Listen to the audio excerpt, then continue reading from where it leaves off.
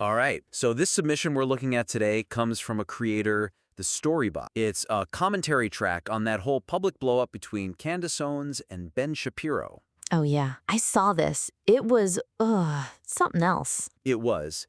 This piece focuses on scientific ignorance about the weather, of all things, and the weaponization of identity politics. So, a pretty heavy topic. With some truly wild clips. Let's just dive right in. Let's do it. So, looking at the big picture, the listener's goal here is, it's pretty clear. Yeah, they want to show that the subject, Candace Owens, just isn't credible. Exactly. They're basically saying, look at this person who presents as an intellectual, but look at how she handles, basic fact. The first thing we've got to address, though, to make this piece really land is the tone. Specifically, the balance, or really the lack of balance, between the actual argument and just insults. This jumped right out at me, too.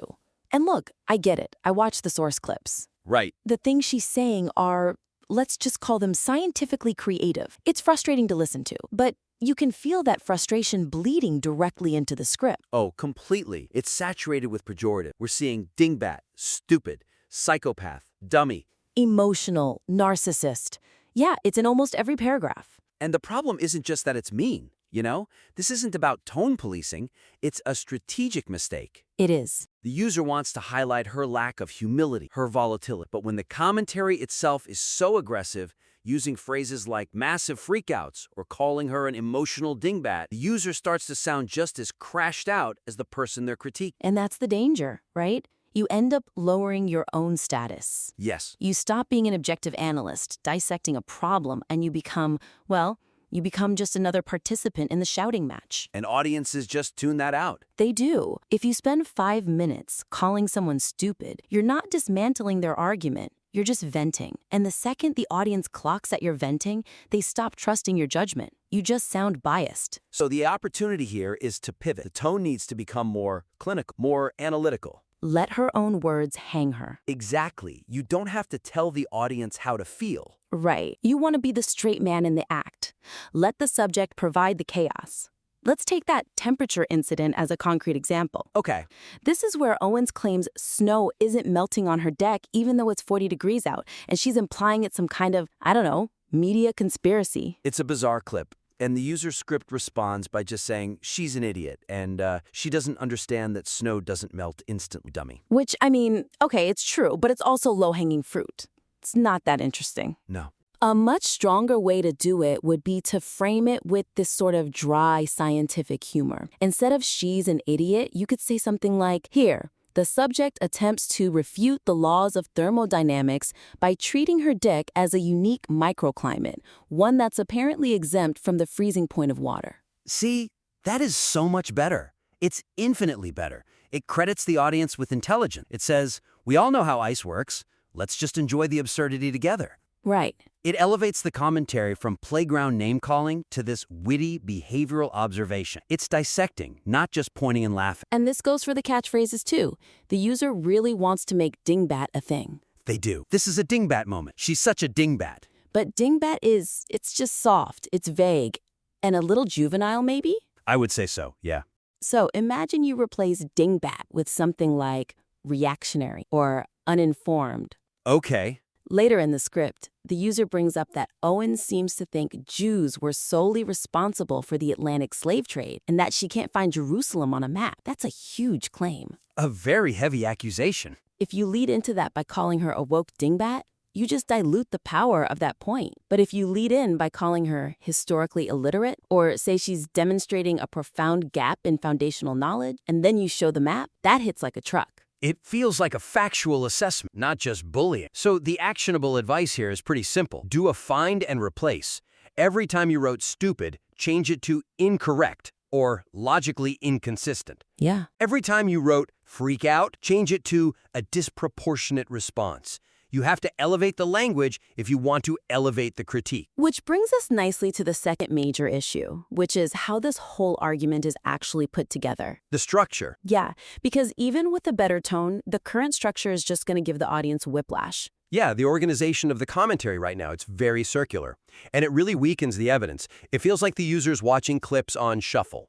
It really does. I actually mapped it out. It starts with the temperature and the snow, then it jumps to the race card thing with Ben Shapiro, then it goes back to the snow on the deck. After that, it's the slave trade and the Jews, and then, believe it or not, back to the temperature again. It's totally scattershot. It feels like a stream of consciousness. Oh, and another thing? Exactly. The listener has no idea where the argument is going because we just keep circling back to the weather. There's no momentum being built. A good critique needs to be like a court case. You present the evidence in a specific order to build a narrative. You don't show the murder weapon, then talk about an old parking ticket, then go back to the murder weapon again. You need a crescendo. Crescendo is the perfect word. And the suggestion here is to group all these arguments thematic. We kind of saw three main buckets in this script: scientific literacy, historical revisionism, and ideological hypocrisy. Yes. If we arrange those in the right order, we can build what you could call a crescendo of incompetence. I love that phrase. So let's talk practicals. How does the listener rearrange this?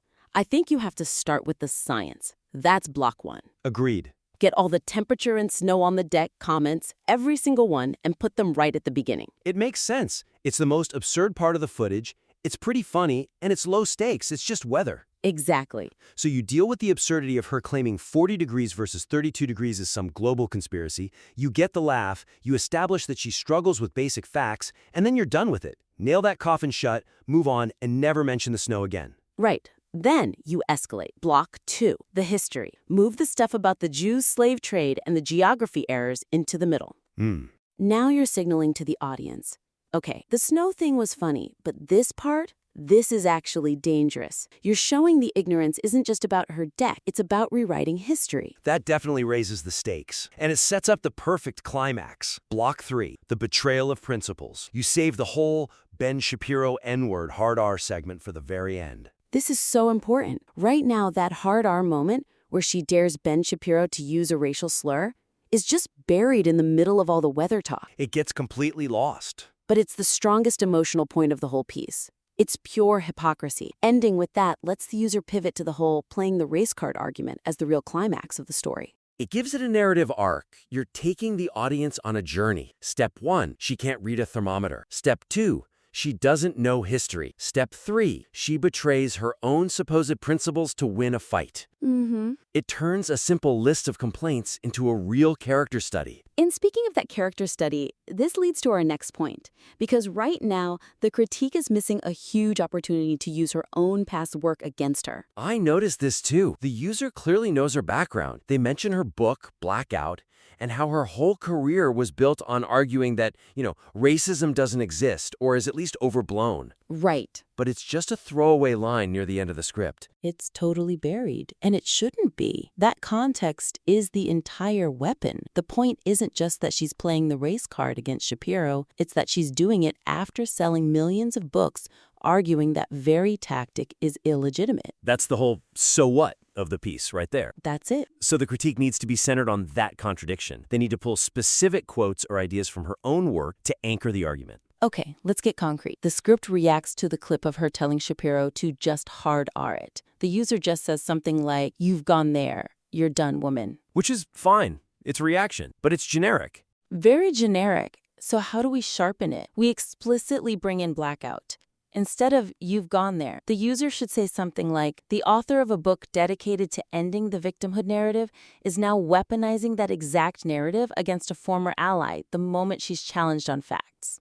Oh, that's powerful. Yeah. It exposes the mechanism of what she's doing. It reframes the race card part from her just being emotional or a dingbat into a calculated, cynical move. It shifts the whole critique from Candace is dumb to Candace is manipulative. Which is a much more sophisticated and compelling argument for the audience. Absolutely. It implies she knows exactly what she's doing, which makes the betrayal of her own principles so much more damning than if she were just, confused about the weather. It tightens everything up. Instead of just reacting to the video clips, the user is deconstructing the entire persona. Using her own resume against her. Exactly. And to hold all these different pieces together, the science, the history, this hypocrisy, you need one unifying theme, a glue. And the user actually found it. They didn't stick with it. The user correctly identifies lack of humility as the core problem pretty early on. They say, she doesn't have an ounce of humility in her damn body, which is a great thesis statement. A perfect thesis. But then they get completely distracted. They start going down these rabbit holes about conspiracies and feds and AI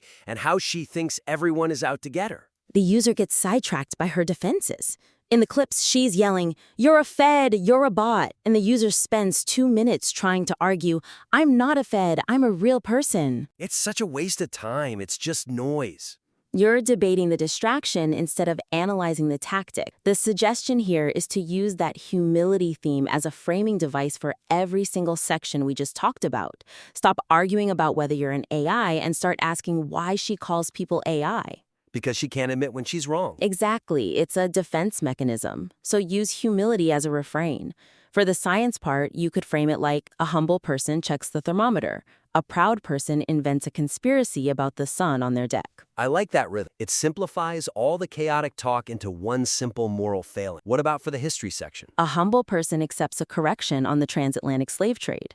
A proud person doubles down on false geography. And for the conflict with Shapiro? A humble person debates ideas. A proud person accuses their opponent of wanting to use racial slurs to silence dissent. That completely unifies the critique. It focuses all that energy into a laser beam of analysis. Instead of a rant, it becomes a character study of hubris. And it keeps the user from falling into that conspiracy trap. By sticking to humility, you cut through all the noise about feds and get right to the psychology. You show why she's making those accusations. It's all to protect her ego. It really does transform the piece. The raw material is all there. The user is clearly passionate, they're knowledgeable, they've done the research. It all just needs to be organized. It's all about control. Right now, the script feels like the user is just chasing her around the room, reacting to whatever she says next. She said snow. She said Jews. She said hard R. Yeah. We want the user to stop chasing and start dissecting. Stand still, present the evidence methodically, and let that theme of humility tie it all together. That's the difference between a reaction video and a video essay, isn't it? A reaction video is just, look at this. A video essay is, here's what this means. And this user has all the goods to make a top-tier video essay. They just need to polish the lens. Okay, so let's recap this.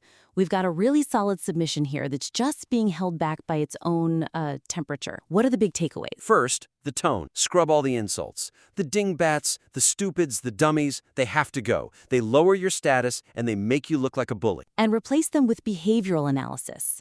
Use phrases like cognitive dissonance, reactionary, hubris. That maintains your high status. And remember that microclimate joke?